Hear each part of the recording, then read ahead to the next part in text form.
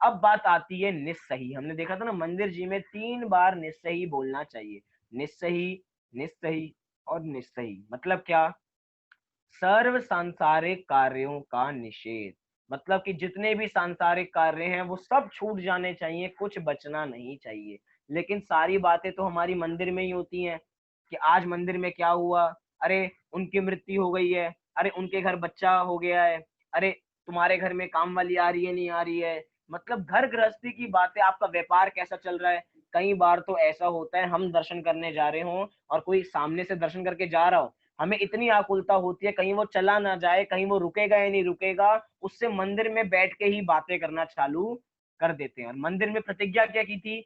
निस्सही, निस्सही, निस्सही, की सभी सांसारिक कार्यों का निषेध। मतलब कि जितनी भी संसार की बातें हैं वो संसार में छोड़ के आए हैं भैया। मंदिर को तो समो शरण का एक छोटा रूप बताया गया है। अभी हमारे पास साक्षात तीर्थंकर देव उपलब्ध नहीं है, उपस्थित नहीं है, उसके बावजूद भी उसका छोटा रूप हम कह सकते हैं हमारे पास जिन मंदिर हैं, जिनमें हमने अहम भगवान विराजमान कर रखे हैं, जहाँ पे हम दर्शन करने जाते हैं, सभी सांसारिक कार्यों का निषेध। जितने भी संसार के कार्य हैं संसार में ही छोड़ के आइए। अब तो बस हम भगवान की भक्ति करेंगे और कुछ भी करने आने वाले नहीं है। लेकिन बहुत बार हम पूजन करते हैं तो बीच बीच में बातें करने लग जाते हैं कि भैया और क्या चल रहा है, ये ऐसा क्या हो रहा है। बीच में कभी कभार तो ऐसा देखा है कि कभी कभार सामूहिक पूजन चल रही है और सारे अपने पास फोन तो रखते ही हैं। सामूहिक पूजन चल रही है, बीच में फोन बज पड़ा तो पहले फोन उठा लिया, हाँ बोलिए अब। कभी कभार दर्शन कर रहे हैं तो फोन बज गया, दर्शन तो गए, मतलब दर्शन बाद में कर लेंगे, पहले फोन जरूरी है। दर्शन करते करते एक हाथ ऐसे जुड़ा रह जाता है और एक हाथ कान पे लगा रह जाता है, हम दर्शन कर रहे हैं। और उनके ये नहीं कि चलो ऐसा हो गया, गलती हो गई तो गलती करनी, उतने में उनके दर्शन भी हो गए, फोन को जेब में रख के वो दर्शन करके बाहर निकल जाता है कि हमारे दर्शन हो गए। मतलब कि सभी सांसारिक कार्यों का निषेध, मतलब कि संसार के बारे में सोचना नहीं। बहुत लोग घर के काम आधे अधूरे छोड़ के आते हैं कि गैस पे कुछ सामान रखे आएंगे और दर्शन करने आ जाएंगे, इतने में दूध उबल जाएगा, दूध उफन जाएगा, इतने में हम दर्शन करके आ जाएंगे। अब दिमाग में यही टेंशन है कि कब अगर दूध उफन गया तो जल्दी से दर्शन करें, जल्दी से दर्शन करें, नहीं तो दूध बाहर निकल जाएगा, नहीं तो दूध बाहर निकल जाएगा। मतलब ये क्या है, हमें संसार के कार्यों की इतनी चिंता है कि जिस कार्य को हम वर्तमान में कर रहे हैं उस वर्तमान को कार्य को करते हुए हम भूल जाते हैं कि हम क्या कर रहे हैं। मतलब वही बात की प्राग भाव और प्रध्वंसा भाव, कि या तो हम पूर्व में जीने लग जाते हैं या हम भविष्य में जीने लग जाते हैं। वर्तमान के, जो भगवान के वर्तमान में दर्शन कर रहे हैं, हम वर्तमान को जीते नहीं है। वर्तमान में आप दर्शन कर रहे हैं, ये दर्शन बहुत दुर्लभ है। आप जैन कुल में आपको जन्म मिला है तो भैया जो विधि है उसी विधि से करें। सर्व संसारिक कार्यों का निषेध। कई बार, एक बार मैं 10 लक्षण पर्व में गया, नहीं, भिंड शिविर की तरफ से शिविर में गया था। वहां पे बच्चों से मैंने पहले पूर्व ज्ञान किया कि आपको देव दर्शन की विधि आती है? हाँ आती है। उन्होंने पूरी विधि सुनाई, और क्या सुनाई? पहले उन्होंने बोला निश्चय, निश्चय, निश्चय बोलना चाहिए। और जब मंदिर से बाहर निकले तो क्या बोलना चाहिए? अस्सई, अस्सई, अस्सई, कि अभी तो हमने सभी सांसारिक कार्यों का निषेध किया था, अब हम फिर से सारे सांसारिक कार्यों में लगते हैं। मतलब कि वहां पे डबल मेहनत हो जाती है। वहां पे उनको, बच्चों को मात्र सिखाना नहीं है, पहले तो उनके गलत ज्ञान को मिटाना है। अब गलत ज्ञान को मिटा दिया, उसके बाद उनको सही ज्ञान देना है। मतलब कि ऐसी मनोभावना है कि जब मंदिर में प्रवेश किया था तब संसारिक कार्यों का निषेध किया था, अब हम मंदिर से जा रहे हैं तो अब फिर से सारे संसारिक कार्यों में लगते हैं। भैया हमारी तो भावना ऐसी होनी चाहिए कि सभी सांसारिक कार्यों का निषेध हर जगह होना चाहिए। हम घर में बैठे हैं, हम व्यापार करते हुए भी सभी सांसारिक कार्यों का निषेध, ऐसी भावना होनी चाहिए। हम संसार कार्यों में लगे, ऐसी भावना तो हमारी नहीं होनी चाहिए। मतलब कि सारी छोटी छोटी बातें हैं जो हम भूल जाते हैं। हम निश्चय, निश्चय, निश्चय रोज मंदिर में जाके पहली बार बोलते हैं, लेकिन उसके बावजूद भी ये हम चीजें भूल जाते हैं, इन चीजों को फॉलो करना। इसीलिए इनको याद रखना बहुत जरूरी है। कोई भी संसार की कोई भी हमें बातें करने की आवश्यकता नहीं है, बाद में कर लेंगे। मंदिर वैसे ही 5 मिनट 10 मिनट के लिए आते हैं, उन 10 मिनट में भी 6-7 मिनट तो हमने बातों में लगा दिए और 3 मिनट हमने दर्शन के लिए दिए, तो हमने क्या किया? इसलिए मंदिर से हमें ऐसी छेड़छानी या कुछ भी गलत काम नहीं करना चाहिए। फिर क्या है, अब प्रश्न, कि हमने कहा था कि मंदिर जी में घंटा होता है, घंटे को बजाना चाहिए, तो हम घंटे को क्यों बजाते हैं? इसके बहुत सारे कारण, अलग अलग कारण हो सकते हैं। पहला, यहाँ पे दो कारण दिए, हम एक और कारण की बाद में बात करेंगे। पहला कारण है कि ये मंगल ध्वनि का प्रतीक है। क्या जिनेंद्र, भगवान के जो मंदिर में शुरुआत में घंटा लगा होता है, तो ये मंगल ध्वनि का प्रतीक है कि जब हम देखते हैं तो बहुत सारे घंटे बजते हैं, यहाँ पे कुछ मांगलिक कार्य चल रहा है, उसका प्रतीक है, इसलिए उसकी ध्वनि जो होती है वो बड़ी अच्छी होती है, ऐसा कहा जाता है, इसलिए मंदिर जी में घंटा बजाया जाता है। दूसरा, इससे हमारे मानसिक प्रदूषण दूर हो जाता है। मतलब घंटे की वाइब्रेशंस ऐसी होती है, उसमें निमित नैमित्तिक संबंध, देखिए घंटा एक अलग चीज है, मानसिक प्रदूषण एक अलग चीज है। इस घंटे का और मानसिक प्रदूषण का वास्तव में कोई संबंध नहीं है, लेकिन उसके बावजूद भी ऐसा निमित नैमित्तिक संबंध है कि जब जब घंटा बजता है तो जो मेंटल की जो जो हमारे मन में जितना तनाव भरा होता है वो सब शांत हो जाता है। कई बार होता है ना कि बहुत लोगों का म्यूजिक सुन के, वो म्यूजिक सुनते हैं, बहुत सारा गुस्सा आ रहा हो, थोड़ी देर मुझे म्यूजिक सुनने दो, गाने सुनने दो, मैं थोड़ा शांत हो जाऊंगा। क्यों? गाने से शांत नहीं हुए हैं, लेकिन निमित नैमित्तिक संबंध है कि गाने को सुन के मन थोड़ा शांत हो जाता है। ऐसे ही घंटे की आवाज सुन के जो उसमें से ध्वनि निकलती है, मांगलिक ध्वनि निकलती है, उससे क्या होता है, मानसिक प्रदूषण बाहर हो जाता है। मतलब कि अभी तक तो हम देखते थे प्रदूषण कैसा होता है, तीन प्रकार का, एयर पॉल्यूशन, वाटर पॉल्यूशन और साउंड पॉल्यूशन। यहाँ पे चौथा पॉल्यूशन आपको बता दिया, मानसिक पॉल्यूशन। दिल्ली में कौन सा पॉल्यूशन सबसे ज्यादा है? Air pollution. एयर पॉल्यूशन बहुत ज्यादा है, दिल्ली में सबसे ज्यादा है। मैं कहता हूँ सबसे ज्यादा पूरी दुनिया में कोई प्रदूषण है तो वो मानसिक प्रदूषण है। मतलब कि एयर पॉल्यूशन से भी बड़ा प्रदूषण तो मानसिक प्रदूषण है, कि हमारे दिमाग में इतना प्रदूषण, इतनी गंदगी भरी हुई है कि उस गंदगी को मंदिर के बाहर ही छोड़ के आना चाहिए। बाहर की क्रियाओं को, जो प्रदूषण है, जो गंदगी है, उसको तो छोड़ के ही आना चाहिए, नहा धो के ही प्रवेश करना चाहिए। लेकिन मानसिकता में जो इतनी गंदगी है उसको भी बाहर ही त्याग के आना चाहिए, अंदर नहीं। आपके कोई भी गंदे, बड़े से बड़ा नुकसान हो गया हो और मंदिर में जाके भी उसके बारे में हर समय सोचना, ये ठीक बात नहीं है। वो कथा याद कर लीजिए कि एक व्यक्ति मंदिर में बैठ के भी ये विचार रहा है, काश मैं अपने भाई के जैसा होता, काश मैं इतना पैसा कमा रहा होता, काश मैं नौकरी पे चला जाता। और जो नौकरी पे गया है भाई, वो बार बार क्या सोच रहा है, काश मैं अपने भाई की तरह होता जो मंदिर में इतनी आराधना कर रहा है। अब वो काम करते हुए भी ये सोच रहा है काश मैं मंदिर में होता, और जो मंदिर में बैठा है वो ये सोच रहा है काश मैं अपने घर के काम कर रहा होता तो मैं सुखी होता। मतलब कि मानसिक प्रदूषण कहीं पे भी कम हो सकता है, कोई मंदिर ही विशेष हो ऐसा नहीं, लेकिन मंदिर एक विशेष स्थान है, तो वहां पे तो हमें मानसिक प्रदूषण दूर करके जाना ही चाहिए। अगला क्या है कि तिलक क्यों लगाना चाहिए। हमने देखा था ना मंदिर में बाहर एक टीका रखा रहता है, चंदन रखा रहता है, उसको हम लगा लेते हैं। तो क्यों लगाते हैं? क्योंकि ये आस्तिकता का प्रतीक होता है। क्योंकि अगर हम भारतीय दर्शन को देखें, भारतीय दर्शन में छठ षट दर्शन है, छह दर्शन, छह दर्शन जो भारतीय दर्शन है उनको आस्तिक दर्शन माना गया है। और आप यकीन नहीं करोगे, छह भारतीय दर्शनों में जैन दर्शन का नाम नहीं है। जैन दर्शन को नास्तिक धर्म माना जाता है, कि ये धर्म को, ये ईश्वर को नहीं मानते हैं, ये वेदों को नहीं मानते हैं, उनको नास्तिक माना जाता है जैनों को। लेकिन हम ही वास्तव में सच्चे आस्तिक हैं। दूसरे हो सकते हैं दूसरे नास्तिक हो, लेकिन हम ही सच्चे आस्तिक है, क्योंकि हमें जितनी भगवान पे श्रद्धा है उतनी भगवान पे किसी को श्रद्धा नहीं होगी। दूसरों को होगी तो सच्ची श्रद्धा नहीं होगी। हमें अपनों पे सच्ची श्रद्धा है कि वे वीतरागी हैं, वे सर्वज्ञ हैं, वे हितोपदेशी हैं, वे अकर्ता हैं, किसी के करता नहीं है। इसीलिए इस चीज का कि आप लोग आस्तिक हो, लोगों की पहचान कैसे हो, मतलब कि लोगों के पहचान के चिन्ह होते हैं, जैसे कि कोई स्त्री हो, ग्रंथों में कि स्त्री की पहचान कैसी की जाए कि अब ये शादीशुदा है तो उसके अलग चिन्ह होते हैं। ऐसे ही हम आस्तिक है, हमारी पहचान कैसी हो, तो वो एक तिलक होता है जिसके माध्यम से पता लगता है कि हम आस्तिक हैं। हमें कोई नास्तिक ना समझ ले, हम ईश्वर में विश्वास करते हैं, हाँ भगवान होते हैं, हम 24 तीर्थंकरों को मानते हैं। आप तो एक को मानते हैं, हम तो 24 को मानते हैं। यहाँ तक कि हम तो अनंत को मानते हैं, अनंत भगवान और 24 तीर्थंकर। मतलब हम आस्तिक हैं, इसलिए आस्तिकता के प्रतीक के लिए हम मंदिर जी में तिलक लगाते हैं। ये छोटी छोटी चीजें हैं जो हम भूल जाते हैं, लेकिन उसके बारे में भी हमको पता होना चाहिए। फिर क्या, हाँ जी, तिलक, देखिए तिलक लगाने से हम जैनी कहलाते हैं, ऐसा कहना तो थोड़ा कठिन हो जाएगा। क्यों? क्योंकि तिलक तो बहुत मंदिरों में रखा रहता है, लेकिन इसलिए यहाँ पे पॉइंट दिया कि इससे आस्तिकता का प्रतीक लगता है कि आप आस्तिक हो। ऐसा नहीं कहा कि तिलक जैनी का प्रतीक है।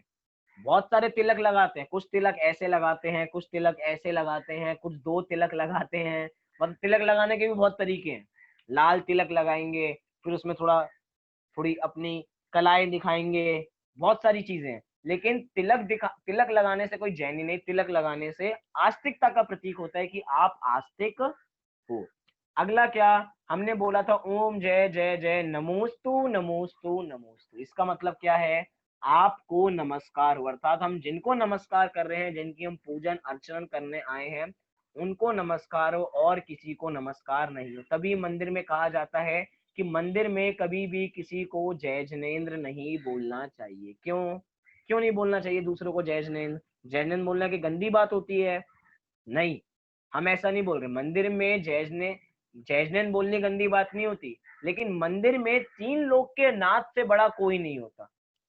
तीन लोक के नाथ से बड़ा, जो तीन लोक के अधिपति हैं, जो सबसे बड़े हैं, मुनीश्वर हैं, मुनियों के भी जो ईश्वर है, वे सबसे जगत में महान है। इसलिए मंदिर जी में उनसे बड़ा कोई नहीं है, इसलिए मात्र उनको ही नमस्कार करना चाहिए और किसी को नमस्कार करना नहीं चाहिए। हमारे सामने प्रधानमंत्री आ गए हो, प्रधानमंत्री को तो हम देख नहीं रहे, और उनके जो नौकर वोकर हैं उनको जय जिनेंद्र जय जिनेंद्र। प्रधानमंत्री देखेंगे भैया मैं प्रधानमंत्री हूँ, मुझे तो कोई देख नहीं रहा, और इन छोटे छोटे मंत्रियों को, मेरे नौकरों को, मेरे गाड़ी चलाने वालों को, गाड़ी चलाने वालों के पैर छू रहे हैं और मुझे कोई देख ही नहीं रहा।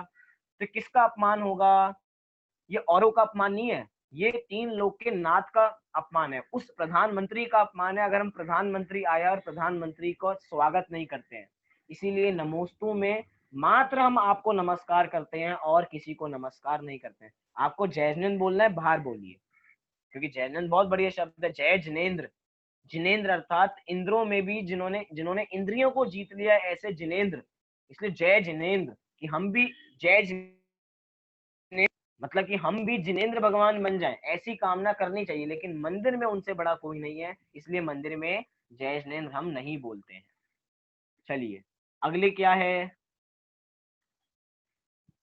अगला है गंधोदक लगाते समय क्या बोले। हम सब गंधोदक लगाते हैं, तो देखा होगा मंदिर में बाहर एक मंत्र रखा रहता है, जिस मंत्र को हमें गंधोदक लगाते हुए पढ़ना चाहिए। क्या है? निर्मलम निर्मलीकरणम पवित्रम पापनाशनम जिन गंधोदकम वंदे अष्टकर्म विनाशनम। ये क्या है? ये जो गंधोदक है, जो ये जल हम जिस गंधोदक को हम अपने मस्तक पर लगा रहे हैं, वो कैसा है? वो निर्मल है और निर्मल को करने वाला है। निर्मलम निर्मलीकरणम, कि ये गंधोदक अपने में भी पवित्र है और पवित्र करने वाला है। और क्या है? पवित्रम पाप नाशनम, ये गंधोदक बहुत पवित्र है और कैसा है? पापों को नाश करने वाला है। क्योंकि क्या कह रहे हैं? जिन गंधोदकम वंदे, कि जो जिनेंद्र भगवान का गंधोदक है हम उसको वंदन करते हैं। क्यों? क्योंकि अष्ट कर्म विनाशनम, क्योंकि इसको लगाने से अष्ट कर्म विनाशनम के आठों कर्म नाश हो जाते हैं। अब थोड़ा विचार कीजिए कि छंद तो बहुत बढ़िया है, निर्मलम निर्मलीकरणम पवित्रम पापनाशनम जिन गंधोदकम वंदे अष्ट कर्म विनाशनम। गंधोदक हम कितने सालों से लगा रहे होंगे? बताइए, आपकी जितनी जितनी उम्र होगी, छोटे से छोटे बच्चे को भी हम गंधोदक लगाते थे मंदिर में जाके। अब बताइए किसके कितने कर्म नष्ट हो चुके हैं, किसके कितने पाप नष्ट हो चुके हैं? कुछ के मन में तो आ रहा होगा कि पाप नष्ट तो हुए नहीं, बल्कि चार पाप और ज्यादा बढ़ गए। पता ही नहीं, हम तो सोचते थे गंधोदक को लगाने से पाप नष्ट हो जाता है, अष्ट कर्म भग जाते हैं, तो सारे दूर हो गए होंगे। लेकिन ये हमारी भावना है, भावनात्मक बातें, कि भावना भावना तक ही सीमित रहती है। मतलब कि उससे ऐसा कार्य हो जाएगा ऐसा नहीं है। जैसे हम देखते हैं गंधोदक से कोढ़ दूर हो गया, श्रीपाल का कोढ़ गंधोदक से दूर हो गया, तो गंधोदक से दूर नहीं हुआ, उसका कोढ़ दूर होना था तो दूर हो गया, गंधोदक निमित्त बन गया।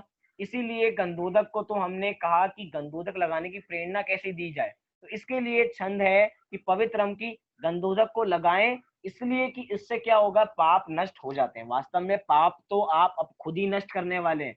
गंधोदक को लगा लें कि जितना हमने पाप किया हो उतना किलो हम गंधोदक अपने मस्तक पे लगा लें, तो होगा कि हम स्नान कर लेंगे गंधोदक से, उसके बावजूद भी पाप नहीं धुलने वाले।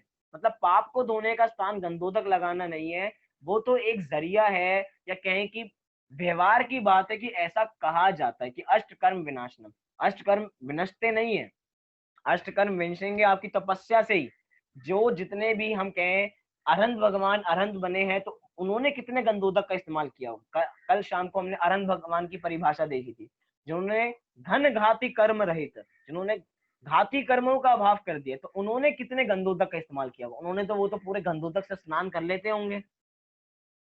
नहीं, ऐसा नहीं है। मतलब कि हमारी मिथ्या कल्पना है कि इसको करने से ऐसा होता है, ये भावना है कि इससे 8 कर्म नष्ट हो जाते हैं। मतलब जितनी उपचार, जैसा घी का घड़ा उपचार होता है, ऐसे ही इस बातों को भी घी के घड़े जैसे उपचार ही समझना कि गंधोदक को लगाने से अष्टकर्म दूर हो जाते हैं।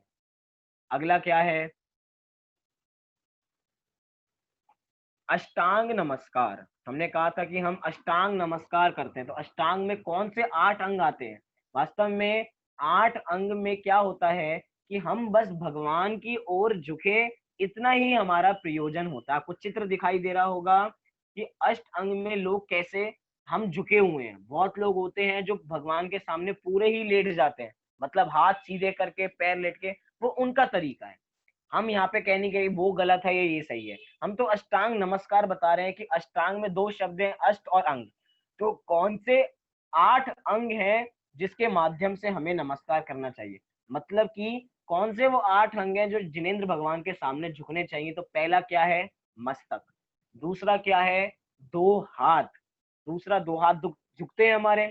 फिर 2 पैर, फिर एक हृदय, फिर एक पीठ और एक नितंब, अर्थात हम कहें कमर। जो कमर का जो हिस्सा होता है, कमर और पीठ जो दोनों पीछे ही हो गए, ऊपर नीचे का हिस्सा, ये चीजें नीचे झुकनी चाहिए, अर्थात इनसे ही अष्टांग नमस्कार होता है। एक मस्तक, 2 हाथ, 2 पैर, एक हृदय, एक पीठ और एक नितंब अर्थात नीचे का हिस्सा। मतलब ये सब चीजें झुकनी चाहिए जब हम अष्टांग नमस्कार करते हैं। कई बार हम पंचांग नमस्कार भी करते हैं, मतलब कि बस बैठेंगे और यूं कर लेंगे, मतलब नीचे तक नहीं झुकते हैं। वो सब तरीके अलग है, लेकिन यहाँ पे हम अष्टांग नमस्कार ही सर्वोत्कृष्ट आदर्श विधि है, इसीलिए हमें अष्टांग नमस्कार ही करना चाहिए। बहुत लोग अष्टांग नमस्कार ही करते हैं, लेकिन सब लोग तो ऐसा नमस्कार नहीं करते। हम देखते हैं महिलाएं ऐसा नमस्कार नहीं करते, मुनिराज ऐसे नमस्कार नहीं करते हैं, और जितनी भी दूसरे हम आरिकाएं होती हैं वो ऐसा नमस्कार नहीं करते। तो वो कौन सा नमस्कार करते हैं, उनके लिए होता है गवासन। कौन सा आसन, गवासन मुद्रा। जैसे कि गाय होती है, गाय जिस पोस्चर में बैठती है उसी पोस्चर में ऐसे बैठा जाता है। मतलब आपने देखा होगा महिलाएं टेढ़े होके बैठती हैं, मुनि महाराज भी टेढ़े होके बैठते हैं, श्राविकाएं और जितनी भी महिलाएं हैं वो उस गवासन मुद्रा में उनको नमस्कार करती हैं। तो उसका, उस मुद्रा का नाम क्या है, गवासन। हमें बहुत लोगों को कम पता होता है कि उस मुद्रा का नाम गवासन मुद्रा है। जैसे गाय की मुद्रा होती है, ऐसी ही मुद्रा यहाँ पे होती है। और क्या बातें हैं देव दर्शन करते समय कि 3 प्रदक्षिणा क्यों देना चाहिए। बहुत सारे कारण हमारे बीच में आए हैं कि हम क्यों दर्शन, हमने देखा होगा रत्नत्रय की प्राप्ति के लिए, क्योंकि हमें 3 रत्न और 3 प्रदक्षिणा। तो रत्नत्रय की प्राप्ति के लिए, भगवान को सर्व ओर से निहारने के लिए। हम समूह शरण में जाते हैं, तो समूह शरण में ऐसा चमत्कार होता है, भगवान तो हमेशा एक दिशा की ओर मुख करते हैं, लेकिन समूह शरण का ऐसा चमत्कार है कि भगवान ऐसा लगता है कि चारों दिशाओं में मुख करके बैठे बैठे एक ही दिशा में मुख करके हैं, लेकिन लगता क्या है, चारों दिशाओं में उनका मुख है। जो जहां पे बैठा है उसको वहां से ऐसा लग रहा है कि भगवान मुझे ही देख रहे हैं।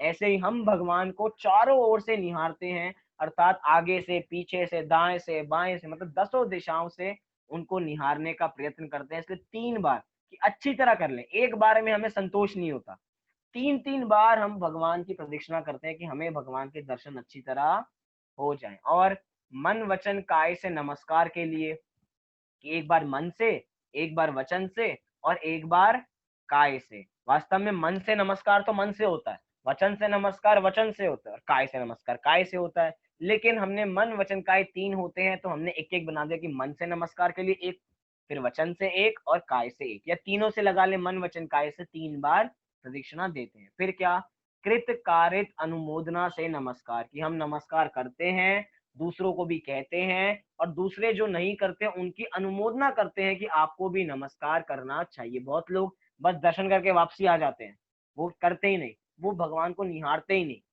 वास्तव में भगवान को निहारने में कितना आनंद आता है। अनिमेष विलोक नियम, बिना पलक झपके आप भगवान को देखिए। वो 5-10 मिनट जितने आपको मंदिर में आज के समय में मिले हैं, 10 मिनट सबको मिले हैं, 10 मिनट में भगवान को मात्र निहारिए और कुछ मत देखिए, बात के सब काम होते रहेंगे। अभी तो हम बस भगवान के दर्शन करें। फिर क्या है, संभ्रम समारंभ आरंभ के त्याग के लिए।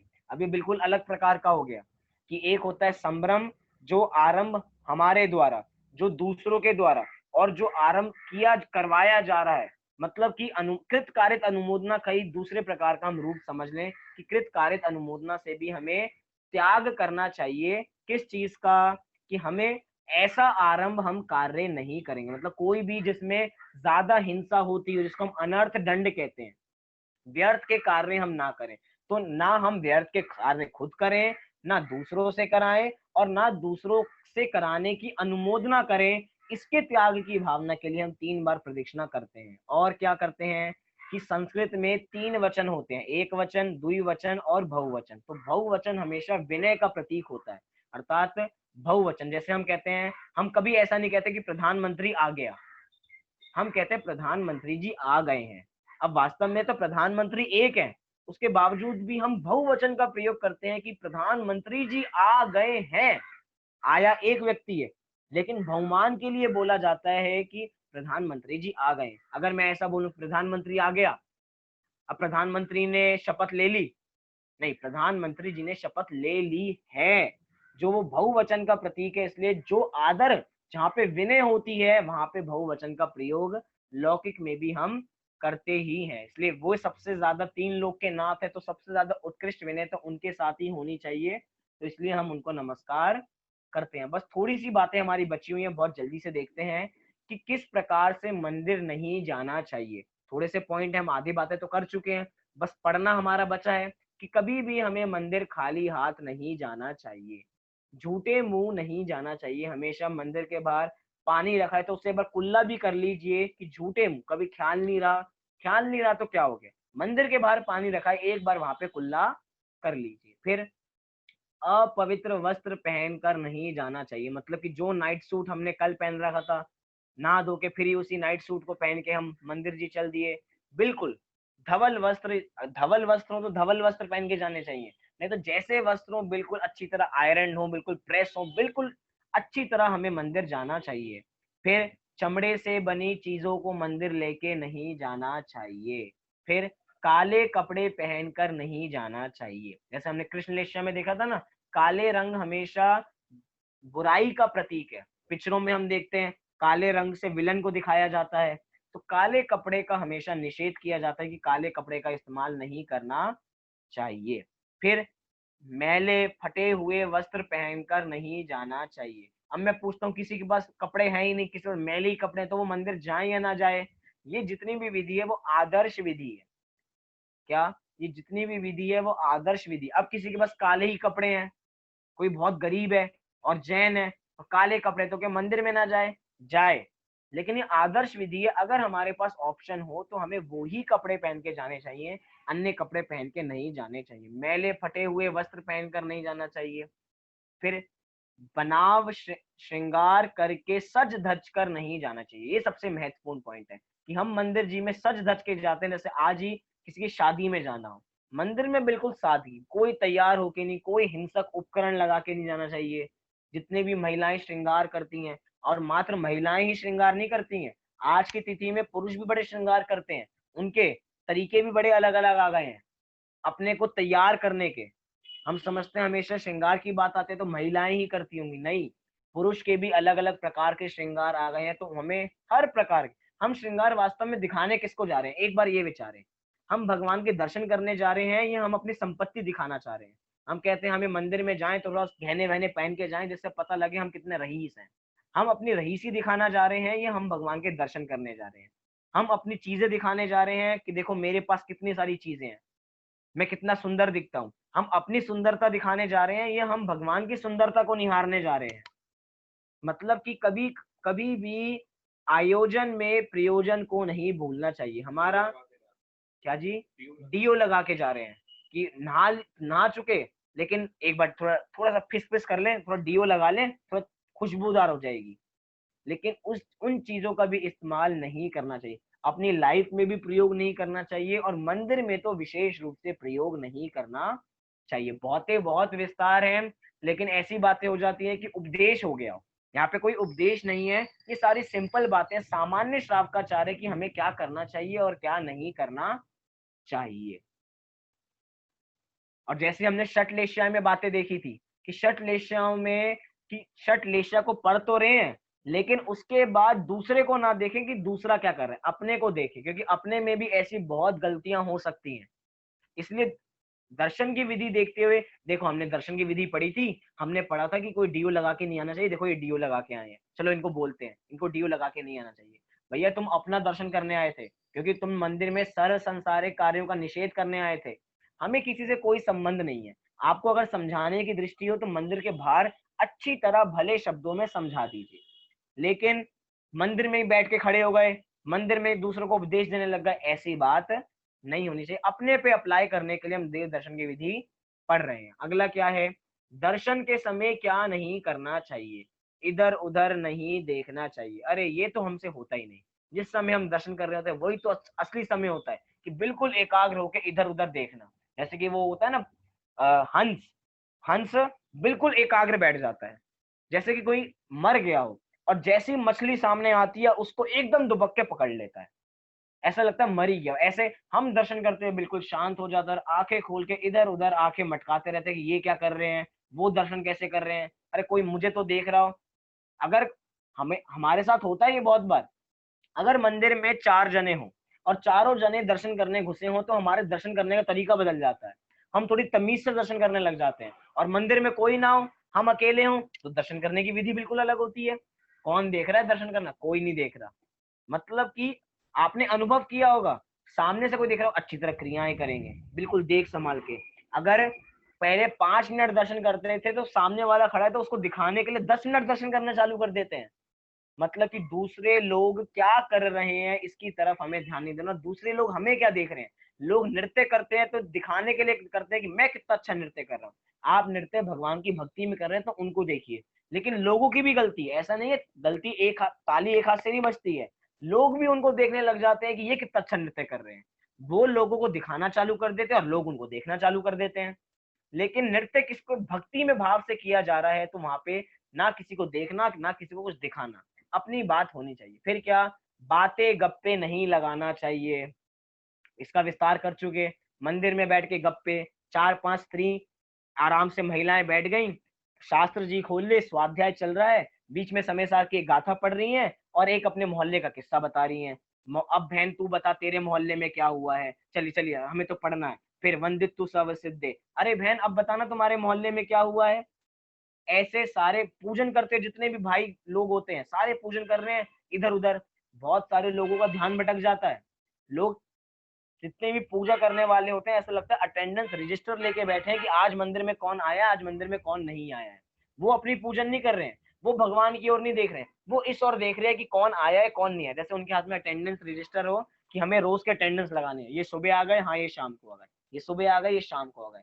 लेकिन हमें ऐसा काम नहीं करना है। और क्या, खाना पीना नहीं करना है, खाना पीना मंदिर में नहीं करना है, और बाहर भी जो मंदिर का जितना एरिया है वहां पे भी खाना पीना नहीं करना चाहिए। पानी की बोतल भी, बहुत लोग पानी की बोतल को खाना पीना नहीं समझते हैं, पानी की बोतल मंदिर में ले आएंगे, क्या करें अपने साथ छोटे बच्चे हैं, प्यास लग जाती है, बाहर पिलाइए उनको। मंदिर के अंदर ऐसी कोई चीजें नहीं चलेंगी। फिर दौड़ना खेलना कूदना नहीं चाहिए, शोर नहीं मचाना चाहिए।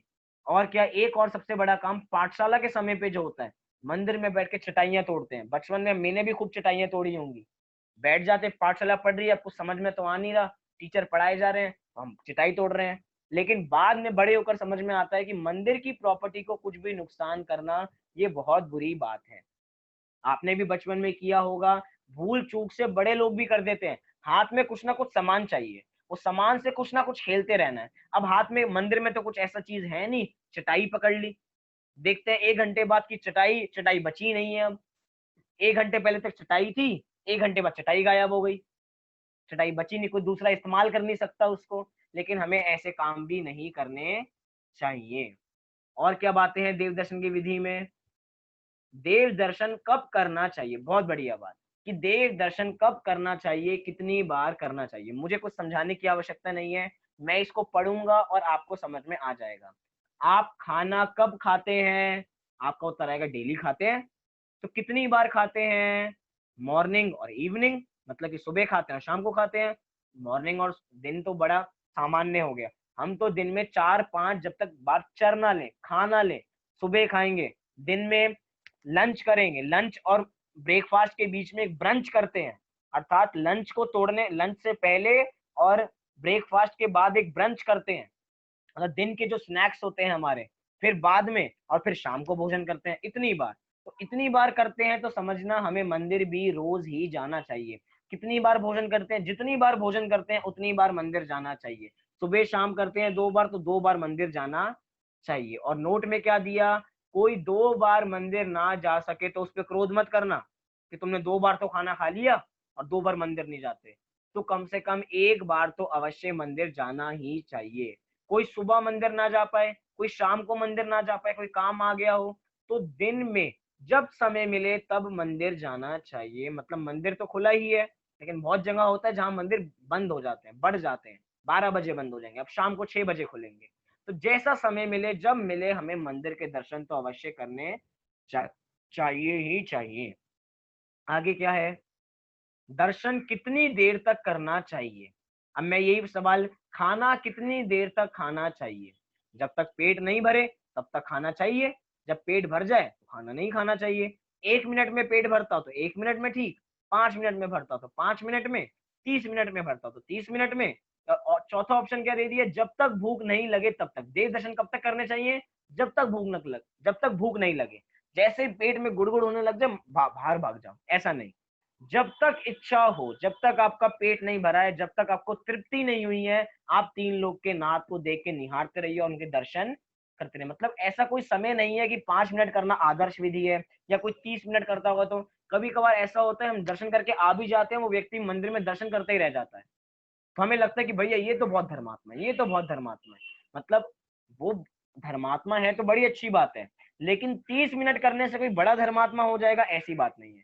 आपकी जितनी इच्छा हो हम उतने मंदिर में दर्शन करें। हम 5 मिनट में अपनी पूरी बात करते हैं जल्दी से, कि दर्शन करने के लाभ क्या होते हैं। आप पढ़ सकते हैं, साक्षात भगवान की याद आती है, साक्षात भगवान को देखते हैं। अभी तक हम घरों से दर्शन कर रहे थे, लेकिन अब साक्षात देख रहे हैं।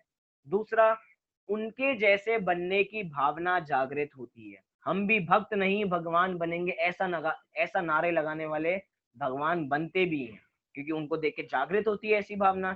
एक उपवास का फल लगता है जब आप भगवान के दर्शन करते हैं, तो समझना आपको एक उपवास का फल लग गया है। तो मतलब मैं ये समझूं कि मैं रोज दर्शन करने जाऊं, उपवास ना करूं, एक उपवास का फल लग गया। जैसे कहते हैं ना कि बहुत बार आपने मुनक्का घर में खाई होगी, तो एक मुनक्का में एक रोटी की ताकत होती है, तो मैं 4 मुनक्का खा लूं और मेरे 4 रोटी मैंने खा ली, ऐसा मान लूं मैं? ऐसा नहीं। मतलब कि दर्शन करने का अपना है और उपवास रखने का अपना है। लेकिन यहाँ पे बताया जा रहा है कि दर्शन करने में कितना पुण्य लगता है, उतना पुण्य लगता है जितना एक उपवास को करने में पुण्य लगता है, ऐसा यहाँ पे बताया जा रहा है। चौथा पॉइंट, आत्मा में शांति प्रकट होती है। आप सब दर्शन करके आए होंगे, कितनी शांति मिली होगी। घर पे हम बात कर रहे थे कि बड़े दिनों से मंदिर नहीं गए हैं, मंदिर में जाके शांति मिलती है, क्योंकि बचपन से मंदिर गए हैं ना। अब बचपन में मंदिर हर रोज गए हैं, अब 2 महीने ना जाए ऐसा लगता है पता नहीं कुछ कमी हो गई हो हमारी जिंदगी में। तो इसलिए मंदिर जाना हमें अच्छा लगता है। मंदिर जाने में स्वयं को प्रसन्नता होती है। मंदिर में जाते हैं तो अपने पराये का भेद विज्ञान करते हैं कि मैं अलग हूँ, शरीर अलग है। जैसे भगवान ने अपने को अलग देखा है शरीर से, ऐसे ही हमें भी अलग देखना है। हिंसादिक 5 पापों से अलग हो जाते हैं जिस समय नमोकार मंत्र का पाप पाठ कर रहे होते हैं। जिस समय मंदिर में प्रवेश करते हैं, मंदिर की जो दहलीज होती है अंदर ही जैसे प्रवेश कर जाते हैं, जैसे कि अब हमने सारे पाप खत्म कर दिए हों। और कषायों में मंदता आती है, कषाय हमारी बढ़ती नहीं है, हमेशा नॉर्मल रहती हैं, खत्म होती हैं ऐसा नहीं कहूंगा। फिर गलत विधि से करने पर हानि क्या होगी? अगर हम इन सब लाभों को हम ऐसी विधि से पूजन नहीं करेंगे, ऐसी विधि से देव दर्शन नहीं करेंगे, तो क्या होगा? हमें जितने लाभ हमने पहले गिनाए, 8 लाभ हमने पहले गिनाए, तो हमें वो लाभ मिलने वाले नहीं है। तो क्या पुण्य बंधेगा? हाँ पुण्य बंधेगा, लेकिन कितना बंधेगा? जितना अच्छी तरह विधि करने पे बनता उतना नहीं बंधेगा, अल्प बंधेगा, आपको ज्यादा पुण्य नहीं मिलेगा। और क्या बताया कि देव दर्शन से, आखिरी स्लाइड है ये हमारी, इसलिए आकुलता नहीं होनी चाहिए। देव दर्शन से निज दर्शन होने चाहिए कि प्रथम हम अनंत भगवान की प्रतिमा के दर्शन करें, प्रतिमा के साथ विराजमान अनंत प्रभु की आत्मा के दर्शन करना चाहिए, और जैसे अनंत की आत्मा है वैसी ही स्वयं की आत्मा को देखना चाहिए। अर्थात जिन दर्शन कर निज दर्शन, आपको चित्र दिखाई दे रहे होंगे, इनके दर्शन करने से मात्र इनके दर्शन नहीं होने चाहिए। हम पूछे बाद में आप दर्शन करके आओ कि आपको क्या दिखा, तो आपका उत्तर आना चाहिए कि मुझे भगवान दिखे और भगवान के साथ अपनी आत्मा दिखी। एक भगवान वे हैं जो मंदिर में विराजमान है, और एक भगवान वे हैं जो तन मंदिर में विराजमान है। उन तन मंदिर में जो विराजमान हमारा चैतन्य है, जो हमारी भगवान आत्मा है, हमें उसके भी दर्शन होने चाहिए। यहाँ पे ऐसी बात कही जा रही है। मेरे हिसाब से आपको देव दर्शन की विधि बहुत व्यापक रूप से पता लगी होगी। अगर हम कोई गलती करते हो तो उसको सुधारना चाहिए, दूसरे करते हो तो उनको अच्छी रीति से बताना चाहिए, भैया आप ऐसा काम गलत करते हैं, कुछ करते हैं तो ऐसा सुधार लीजिए।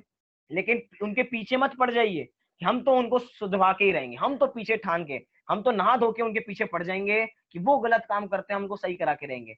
आपका काम उनको बस समझाने का है, आप समझा दीजिए, आपका काम हो जाएगा। उनको समझ में आना होगा तो वो समझ जाएंगे, और आपके समझने से वो समझने वाले नहीं है, अपने समझ से वो समझेंगे। आपका काम तो उनको बस समझाने का था, उनको सच्ची बात बताने का था, जो हमारे शास्त्र काम करते हैं।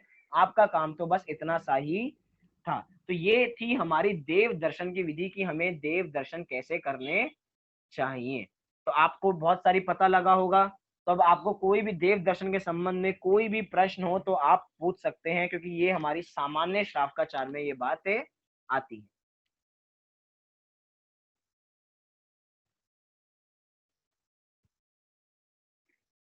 और किसी को कोई नई बात आज पता लगी हो तो वो भी बताएं, जो उनको पहले नहीं पता हो।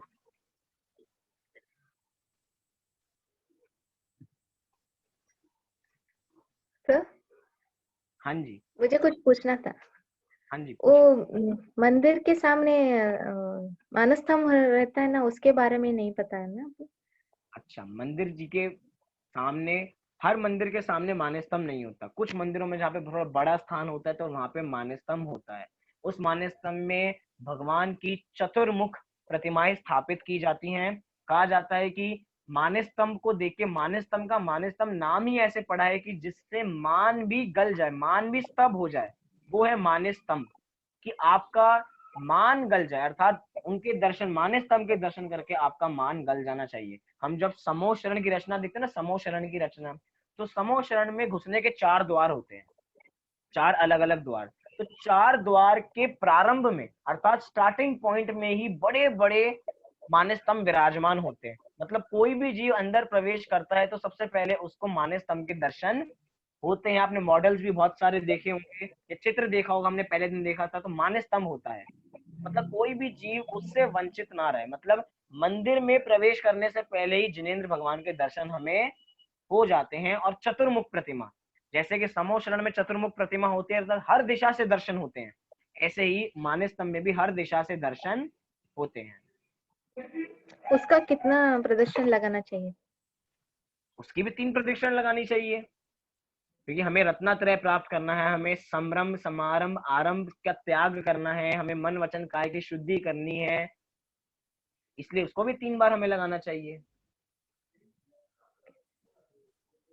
Thank you. और जितनी भी हमने अभी विधि की बात की वो एक आदर्श विधि है।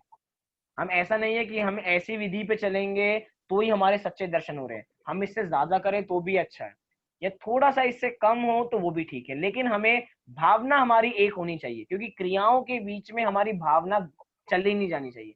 भावना क्या है? गुणों की भक्ति करना। अब गुणों की भक्ति हम कैसे भी करें। हाँ जी, किसी को प्रश्न हो तो आप पूछ लीजिए, या आपको कुछ नई बात पता लगी हो। मोक्ष कुछ आज नई बात पता लगी आपको? आप दर्शन करिए।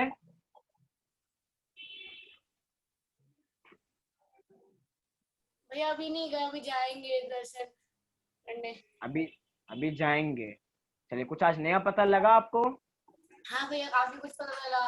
जैसे कई बार हम कभी कुछ गलत कर देते हैं, उधर उधर देखते रहते हैं, तो काफी कुछ पता चला भैया कि मतलब इतना नहीं देखना चाहिए। कई बार मैं सबसे जायज नहीं करके अगर पता नहीं करना चाहिए ये सब, तो काफी गलतियां सुधर के जाएंगे यार अब। चलिए, मोक्ष की बहुत सारी चीजें मोक्ष को पता लगी, तो मैं समझूंगा आपको भी बहुत सारी चीजें नई पता लगी होंगी। तो हम सम्यक प्रकार से देव दर्शन करें और भगवान की आराधना करें। इसी मंगल भावना से अभी की बात को हम पूरी करते हैं। कल हम जैन श्रावकाचार की सीरीज में अगला पाठ पढ़ेंगे, जब देव दर्शन की अगला स्टेप जो हम पूजा करते हैं, पूजा विधान भक्ति करते हैं, उसकी विधि क्या होती है, कल हम थोड़ा इस रूप में भी उसको समझेंगे। अभी के लिए सभी 9 बार नमोकार मंत्र का जाप करेंगे।